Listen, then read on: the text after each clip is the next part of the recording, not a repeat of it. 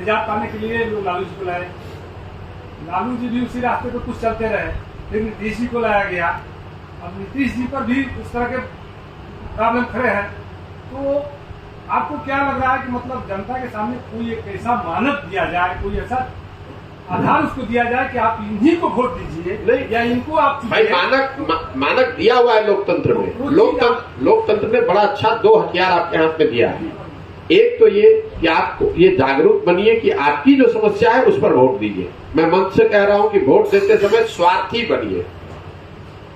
जो आपको बेवकूफ बनाता है वो कहता है कि देश के नाम पर वोट दो, समाज के नाम पर वोट दो, विचारधारा के नाम पर वोट दो। मैं उल्टा कह रहा हूं, मैं कह रहा हूं आप स्वार्थी बनिए, अपने और अपने बच्चों के भविष्य के लिए वोट कीजिए। दूसरा, लोकतंत्र ने एक बहुत अच्छी व्यवस्था ये बनाई है जिस पर आप लोग, जिसको कहना सूरज रोज उगता है तो हम लोग इसकी चर्चा नहीं करते, मान के चलते कि सूरज उग ही रहा है, सुबह सवेरा हो ही जाएगा, लाइट आ जाएगा। लोकतंत्र में एक व्यवस्था बनाई गई है 5 साल की। क्यों बनाया गया है? चुनाव 7 साल पर भी हो सकते थे, 15 साल पर भी हो सकता था, कम खर्चा लगता, आसानी से ज्यादा काम होता।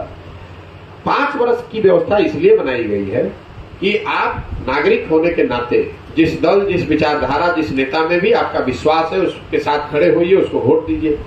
लेकिन वो भरोसा, वो विश्वास 5 वर्ष के लिए है। 5 वर्ष में अगर उस नेता, उस दल, उस विचारधारा ने आपके विश्वास पर वो खड़े नहीं उतरे तो नागरिक होने के नाते आपकी जिम्मेवारी है कि आप नए लोगों को चुनकर लाइए। कर्नाटक में 1985 के बाद से आज तक कोई भी सरकार रिपीट नहीं हुई है। कर्नाटक देश के सबसे अग्रणी राज्यों में है आज देश में, और हम लोग पिछले 35 साल से एक ही धारा, आप कह रहे हैं लालू नीतीश, तो वही लालू नीतीश एक ही धारा की पॉलिटिक्स चल रही पिछले 35 साल से। तो जब आप इस धारा से आपको कुछ फायदा हो ही नहीं रहा है और आप इससे बदल भी नहीं रहे तो सुधरेगा कैसे? सर मेरा सवाल, आप पूरी पद यात्रा के दौरान बहुत सब प्रखंडों का, गाँवों का दौरा किया, आपने समस्या देखी, समस्या के समाधान में मतदान का विकल्प देखा, सही व्यक्ति का चयन, और भी इसके विकल्प है। समाजशास्त्रियों के अनुसार आधी आबादी को शिक्षा देने का मतलब है कि परिवार को शिक्षा देना। एक महिला को शिक्षित करते हैं, एक परिवार को शिक्षित करते हैं। आपके पूरे यात्रा के दौरान, पूरे उद्देश्य में कहीं भी आधी आबादी के विकास से संबंधित नारी सशक्तिकरण पर कोई संदेश नहीं दिया गया, नहीं उसका कुछ। किसने, आपने देखा है जाके बाहर सब टंगा हुआ उद्देश्य उसमें देखिए कि लिखा हुआ है कि नहीं? आपका मैं तीनों पढ़ा, अभी आप बताए गाँव जाकर समझाना नारी सशक्तिकरण तो हमने नहीं देखा। मेरे भाई समझाना क्या, आप अगर जो वोटर है उसमें 50% महिला भी है, नारी सशक्तिकरण का मतलब जो वोटर है 50% उसको क्यों नहीं बताएं ये बात कि आप अपने अधिकार के लिए वोट दीजिए? नारी सशक्तिकरण नहीं है। अपने और अपने बच्चों को पढ़ाइए, ये सशक्तिकरण नहीं है। आप महंगाई, अपने नाली गली, एक मिनट सुन लीजिए, आपने सवाल पूछा उसका जवाब दे रहे हैं। नारी सशक्तिकरण का डेफिनेशन क्या है, पहले उसको पढ़िए। नीतीश कुमार का डेफिनेशन मत पकड़िए कि नारी शराबबंदी नारी सशक्तिकरण है। नारी सशक्तिकरण ये है कि महिलाओं की जो सबसे बड़ी समस्या है वो है अशिक्षा की, उनको पढ़ने की सुविधा नहीं है, उनको घर चलाने की सुविधा नहीं है। नारी सशक्तिकरण ये है कि उसका घर का जो हस्बैंड है, उसका माँ बाप है, उसके बच्चे हैं, वो आराम से रह सके। ये नारी सशक्तिकरण का हिस्सा है।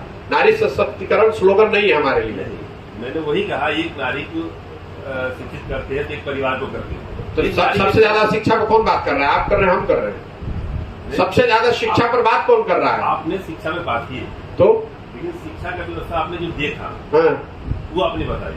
हाँ, तो जो सुधार आपने पूछा कि आप क्या करेंगे, आपने पूछा कि शिक्षा कैसे सुधारा जा सकता है, पूछ रहे हैं ना, तो आप तो नारी सशक्तिकरण को पूछ रहे हैं। ये पूछ रहे हैं, उसका कोई चर्चा नहीं आया। चर्चा इसलिए नहीं आया, 2 बात समझिए। चर्चा इसलिए नहीं है, सुनिए आप मेरी बात, चर्चा क्यों नहीं है? पहले तो आप समस्या जाने बगैर सोल्यूशन खोजते हैं बिहार के लोग।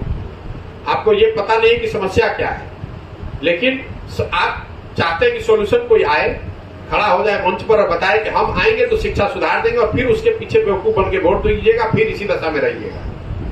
जब मैं बता रहा हूं स्वरोजगार पे, मैंने 15 मिनट आपको बताया कि रोजगार उद्योग क्यों नहीं है। अगर बिहार में किसी दूसरे ने ये बताया हो तो आप पत्रकार हैं, हमें बता दीजिएगा कि ये बात तो पहले भी हो चुकी है। शिक्षा को लेकर जो मैं साल भर क्यों ले रहा हूं, 1.5 साल, कोई भी उपाय निकालने से पहले जरूरी है कि उस समस्या को समझा जाए, उसके हर पहलुओं को समझा जाए। बिहार में शिक्षा की समस्या इसलिए नहीं है कि टीचर खराब है। टीचर खराब होना एक पहलू है, शिक्षा पर जो शिक्षा को लेकर समाज में जो उदासीनता है वही चीज राजनीति में भी दिख रही है। बच्चे पढ़ नहीं रहे हैं, स्कूल नहीं है, लेकिन जो परिवार जिनके बच्चे पढ़ नहीं रहे हैं वो भी उसके प्रति बिल्कुल जागरूक नहीं है। जब आपका लड़का पढ़ ही नहीं रहा है और आपको इसकी चिंता नहीं है तो मास्टर ठीक हो या खराब हो क्यों पढ़ाएगा? समाज में भी तो जागरूकता होनी, टीचर पेरेंट्स मीटिंग क्यों होता है, आपकी भी तो जागरूकता होनी चाहिए। आप कितना भी स्कूल बना दीजिएगा, जब लोग समझ रहे हैं हमारा लड़का पढ़ के भी नौकरी नहीं मिलेगा तो मजदूरी करे अच्छा है, तो जब तक आप उनको समझाइएगा नहीं कि शिक्षा जरूरी है, सिर्फ रोजगार के लिए नहीं। अगर आपको मजदूर भी बनना पड़े तो अगर आप शिक्षित हैं तो बेहतर मजदूर बनिएगा। तो पहला फोकस ही पूरा शिक्षा पर है। बिहार की शिक्षा व्यवस्था को कैसे सुधारा जा सकता है, उसका एक तरीका यह है कि 40,000 करोड़ रुपया जो आप लोग शिक्षा व्यवस्था पर हम लोग खर्च कर रहे हैं और 40 बच्चे भी इसमें पढ़कर नहीं आ रहे हैं, जो ब्लूप्रिंट हम उसमें लिखा हुआ है उद्देश्य में जाके पढ़िए कि पदयात्रा खत्म होने के बाद इसका पूरा विजन डॉक्यूमेंट जारी करेंगे। हम उन बेवकूफों में से नहीं है जो आए और कह देंगे कि हमें मालूम है कि शिक्षा कैसे सुधारना। अगर हमें मालूम होता तो हम, अगर मालूम है भी तो भी ये जरूरी है कि बिहार के लोगों की सहमति उसमें ली जाए, उनकी सोच उसमें शामिल किया जाए। अब आपने चूंकि सवाल किया है कि आप कैसे सुधारेंगे, तो मैं आपको उसका एक पहलू बताता हूं। ये मत कहिए कि ये मेरा शिक्षा का विजन डॉक्यूमेंट, शिक्षा का विजन डॉक्यूमेंट जब पदयात्रा खत्म होगा तब जारी करेंगे, घबराइए नहीं। ये 2020 मैच नहीं है कि अब आए और 2 ओवर में फिनिश होना है। बिहार में 40,000 करोड़ रुपए शिक्षा पे खर्च हो रहा है।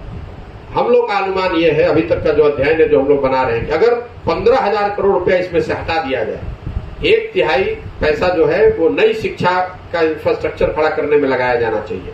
आपने नेतरहाट का नाम सुना होगा, वो सरकारी विद्यालय था जब बिहार झारखंड एक में था। उस विद्यालय, उस नेतरहाट जैसा विद्यालय अगर आपको हर प्रखंड में बनाना है तो करीब करीब 1500 करोड़ रुपए खर्च होंगे हर साल।